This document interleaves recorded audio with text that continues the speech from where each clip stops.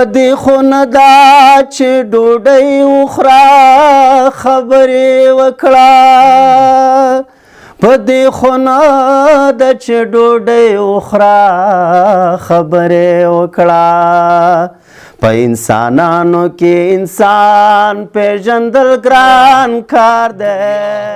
زاهدان سپي د دوزخونو دریا زاهدان سپي د دوزخونو شاعران خو شاگردان د ښکلي رب دي سلامونه مینه ادب مې ومنئ د پټو لالونو د ادبي خپرونې درنو ملګرو ستاسې ادبي ملګری احمد الله وفا یم او د پټو لالونو ادبي خپرونه د کونړ ولایت مرکز کرهالې ته راغلې ده یو ډېر مستند لیکوال یو ډېر ښه لیکوال دترنم پاچا کاتب شاه کاتب راسره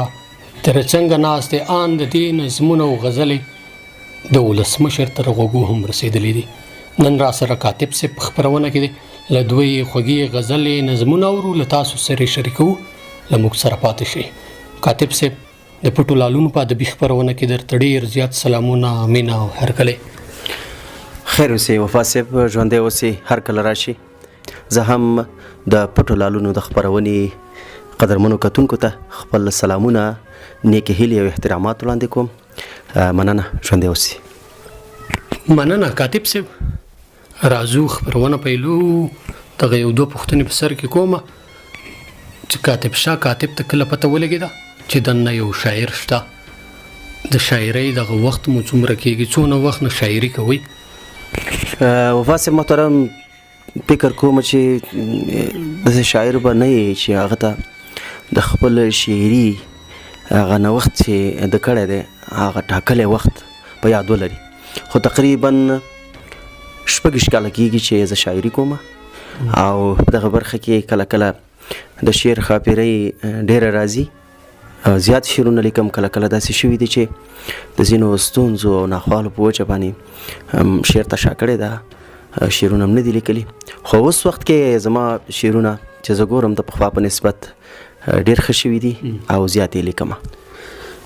کاتب صاحب د شعر خاپیرۍ مو خدای همدغسې ژوندی لره څونه کتابونه په دغه 26 کلن مزل کې څو کتابه چاپ لرئ کوم کتاب ته په راتلونکي کې اراده لرئ د کتابونو په اړه دغه درنو ملګرو ته معلومات ورکړئ وفا صاحب محترم په 1480 کال کې مې لومړی شعري ټولګه چاپ شوه راسره د څپو شور چې دا به فکر کوم په کونړي ادب کې لومړی شاعر چې ما خپل شعري ټولګه چاپ کړه نو دومره شعري ټولګه مې د دې ښار د ښکلاګانو ډیوې نمرې چې تاسې کتلې ده هغه څو میاشتې وړاندې چاپ شوه او تقریبا 4-5 شاوخوا شعري ټولګې چې دي دا زما ناچاپ دي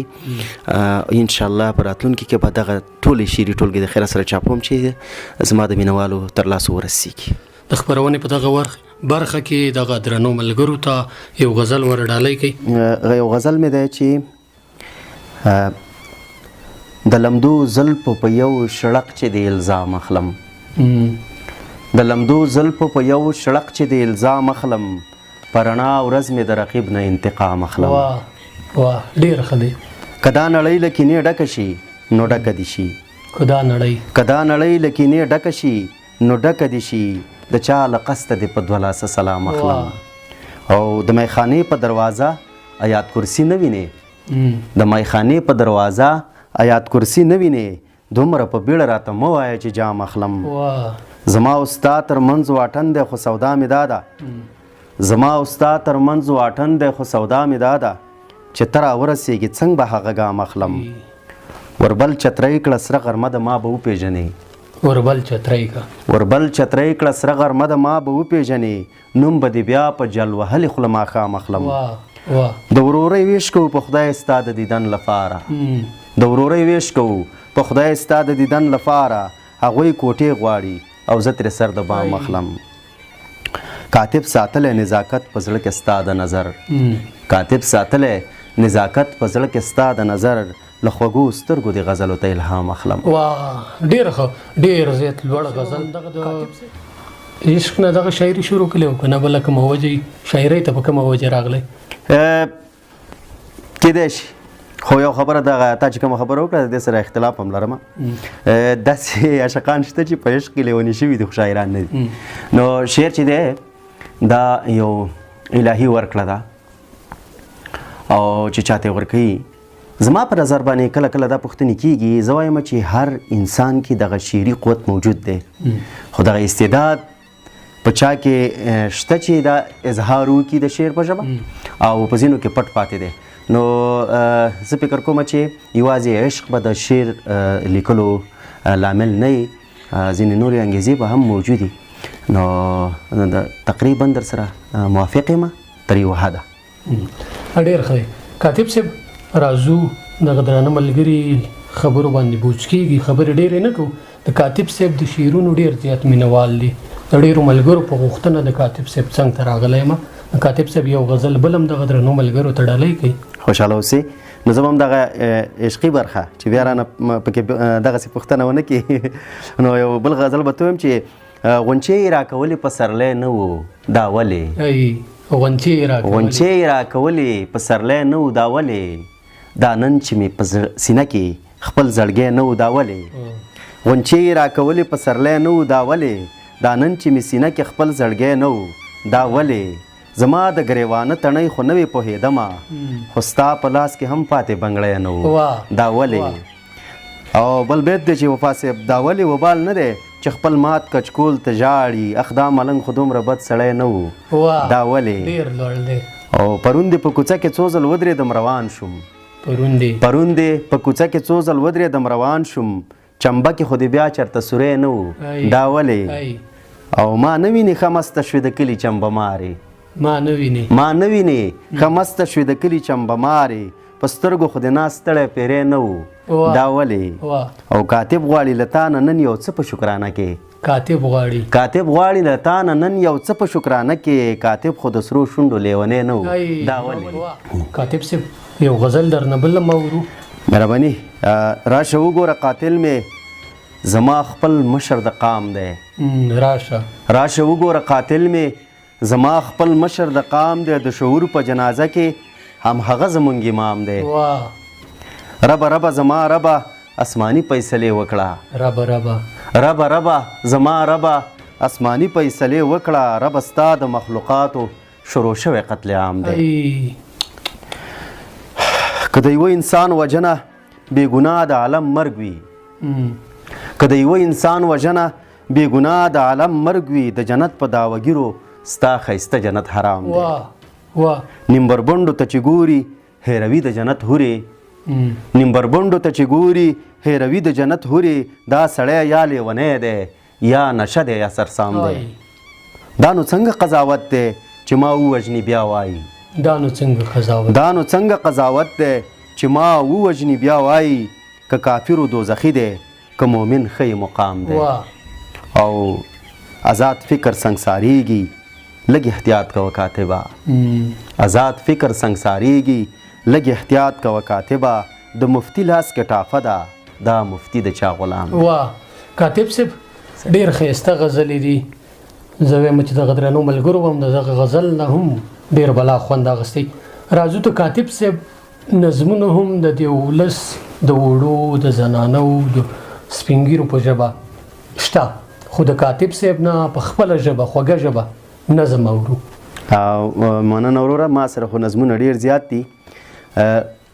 د دې ښار د ښکلاګانو ډیوي نمرې کتاب کې مې یو نظم چې زما ډېر خوښ و ما کونړ سیند ته لیکلی خونړی سینده په نوم زما یې د پردی سینده دا څومره مست یې لیونی سینده لږ په قلار ځه کونړی سینده پنجاب ته مزه زړګی مې شین دی دلته تیاره ده دلته لاټین دی منم چې پلار دی لوی اباسین دی شاعر غزل وایي په تا مین دی کونړی سینده خیر دی مهار شه دا مو ارزو د تیر لا غیار شه شنه دا ورشو کړه دلته بهار شه ته خو زما یې زما په کار شه کونړی سینده خونکاره سینده نارې مې ناورې سرشاره سینده تا کې پایدې دي بېشماره سینده نور مه بهیږه بېکاره سینده کونړی سینده زما په حال شي خیرات راټول کې اخته په سوال شي چغې مې ناورې تیر له تاکال شي بل ته ثواب شي ما ته وبال شي سین په جړا شو سین را په قار شو دا بې زبانه سین په گفتار شو سم لیونی شو تیز یې رفتار شو څپې څپې شو بیرته وار شو سین راته وویل جاهل انسانه په ورور وژنه کې پهلوانه مودې دې وشوې خونه دې ورانه په تا کې وینه ده څومره ارزانه سین راته وویل ته څه سړی یې عقل دې نشته روغ لیونی یې د بل جاسوس یې د پیسو سپی یې ته نه افغان یې نه کونړی یې په کومه خوله وایي چې ته مهار شه زما لاس نشته ته لاس په کار شه پاڅه هوښیار شه هله بیدار شه خلاص له ځان مرګ او انفجار شه سین راته وایي چې ته سرسام یې تا کې نفاق دی ځکه ناکام یې ما به خپل نه کړې څو چې غلام یې شاعره ورک شه ته هم بدنام یې سین راته وویل په ما بند جوړ کړه سپیره افغانه ځان له ژوند جوړ کړه د خپلې خاورې کمربند جوړ کړه برق د سره تار او هلمند جوړ کړه زه چې روان یم د سترګو نم یم زه اوبه نه یم اوښکې د غم یم ستا آبادي یم جوار غنم یم ستا هر دښمن ته د اتوم بم یم هر څه به سم شي که ته افغان شوې تیر له دې چور او له دې تالان شوې په تیرو کړو دې هم پښیمان شوې زه به مهار شم ته به ودان شي کاتب سین مې یو څه آرام کړ زیړ مازیګر مې په ځان ماښام کړ سین مې شاعر کړ راډک مې جام کړ ښه په ژړا مې نظم تمام کړ واه واه کاتب صاحب کانې دې وکړې په دغه نظم کې د دغه پښتون ولس ډېر رښتینی انځور تر سترګو کېږي خدای دې وکړي چې دغه پښتون ولس د دغه خونړي سیند نه یو څه پیدا یو څه ګټه واخلي کاتب صاحب ډېر خوږ غږ هم لري کاتب صاحب ترنم اورو یو څو بیتونه کاتب صاحب ناروغه دی خو زموږ غوښتنه دې ومني د درنو ملګرو غوښتنه ده نو ما خو درنه مخکې معذرت غوښتی و چې ترنم نشم کولی بهرحال ستاسې غوښتنه به په ځای کړمه خدای دې وکړي چې ترنم وکړی شم وفا صاحب څنګه چې د ګټې او تاوان پیژندل ګران کار دی له هر څه وړاندې د خپل ځان پیژندل ګران کار دی څنګه چې د ګټې او تاوان پیژندل ګران کار دی له هر څه وړاندې د خپل ځان پیژندل ګران کار دی په دې خو نه ده چې ډوډۍ وخوره خبرې وکړه په دې خو نه ده چې ډوډۍ وخوره خبرې وکړه په انسانانو کې انسان پیژندل ګران کار دی له هر څه وړاندې د خپل ځان پیژندل ګران کار دی رهبران ښه دي په قد دې ولس سړی پرېښې ده رهبران ښه دي په قد دې ولس سړی پرېښې ده اوس د هندو او مسلمان پیژندل ګران کار دی له هر څه وړاندې د خپل ځان پیژندل ګران کار دی د مکر اوښکې د خاین له ګریوه څڅېدې د مکر اوښکې د خاین له ګریوه څڅېدې په داسې حال کې د افغان پیژندل ګران کار دی له هر څه وړاندې د خپل ځان پیژندل ګران کار دی شپېلې به ډېر ښکلې وهي کاتبه خیال دې ساته شپېلې به ډېر ښکلې وهي کاتبه خیال دې ساته داسې بازار کې د جانان پیژندل ګران کار دی له هر څه وړاندې د خپل ځان پیژندل ګران کار دی وروره ستا د خاطر نه تېر نه شو ډېره زیاته مننه کومه کاتب صاحب چې زموږ دغه غوښتنه مو هم پر ځای کړه. کاتب صاحب ډېر ناروغه و خو زموږ بار بار غوښتنې وي د درنو ملګرو غوښتنې وي چې د کاتب صاحب خواته ورشي او ترنم ترې ریکارډ کړي. کاتب صاحب ډېره زیاته مننه کوم چې خپرونه کې مو وخت راکړو. یو خیر دی یار شه کنه یار شه زما یار شه ستم مکړه مهربانه په ما خوار شه په جنون کې د سکون د غېږې خونده په جنون کې د سکون د غېږې خونده لیونتوب ته مې لږ ووایه هوښیار شه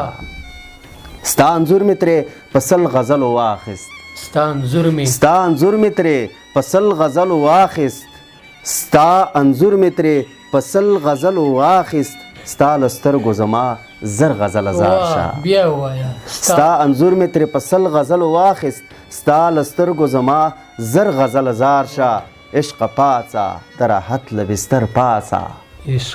عشق پاڅه د راحت له بستر پاڅه له شوګیر سره مزلو ته تیار شه. او وروستی بیت دی چې یار راشي تا خوب ویسي بدنصیبه چې یار راشي تا خوب ویسي بدنصیبه د کاتب ویده قسمته را بیدار شه خیر دی یار شه کنه یار شه زما یار شه ستم مکړه مهربانه په ما خوار شه. واه ډېره زیاته مننه کومه کاتب صاحب. واقعا چې د کاتب صاحب په شاعرۍ کې ډېر مهم پیغامونه شته. څوک ورته په غور باندې وګوري. کاتب صاحب ډېره زیاته مننه کوم چې په دومره مصروفیاتو کې سره د مرستې سره د محتوا راکو غزلې دې راواورولې ترنم دې راته وکړو نظم دې راواوره. ډېره زیاته مننه وفا صاحب ستاسې نه د پټو لالونو د خپرونې ټولو درنو کتونکو. څنګه چې وفا صاحب وویل لږ صحي ستونزه مې لرله نو زما معذرت ومنئ. انشاءالله وفا صاحب سره واده کوم چې یو ځل بیا به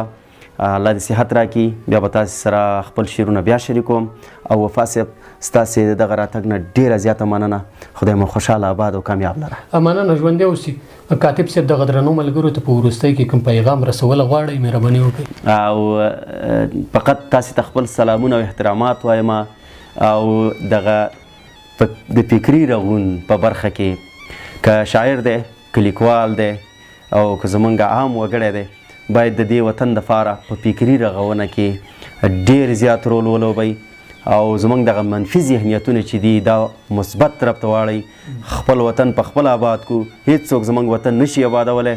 دغه زما یو وروستی پیغام دی په ټولو ځوانانو باندې. ځوانان کولی شي دا وطن آباد کړي امنیت راولي